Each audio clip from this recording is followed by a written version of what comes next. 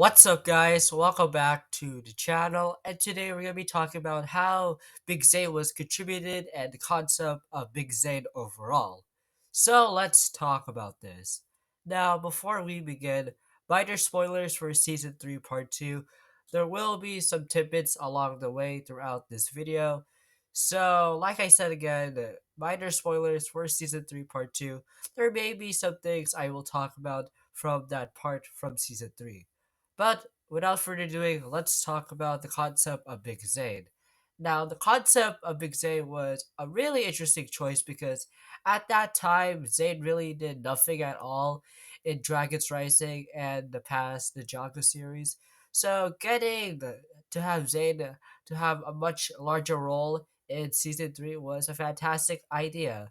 Now, the real reason of the concept of Big Zane was a gimmick to sell toys, but how it was worked into the show was fantastic with some few issues. I wish they did a transition to, of course, Zane to Big Zane.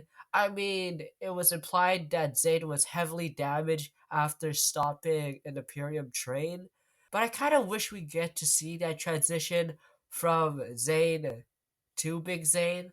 However, it was of course shown off screen, but at the end of season 3, part 1 to season 3, part 2, Zayn is just normal again. So, Big Zayn was only a huge contender throughout season 3, part 1. Season 3, part 2, nowhere to be found. So, basically, in season 3, part 1, Zayn was heavily damaged. He turned into Big Zayn. And then, the start of season 3, part 2, Zayn is just in his storm suit, just Big Zane. So yeah, Big Zane is nowhere to be seen at all in season 3, part 2, which is kind of disappointing. Although those cool action scenes with Zane combining with Pixel's car and Sora's jet was pretty cool at the end in the part 1 finale. I really loved that.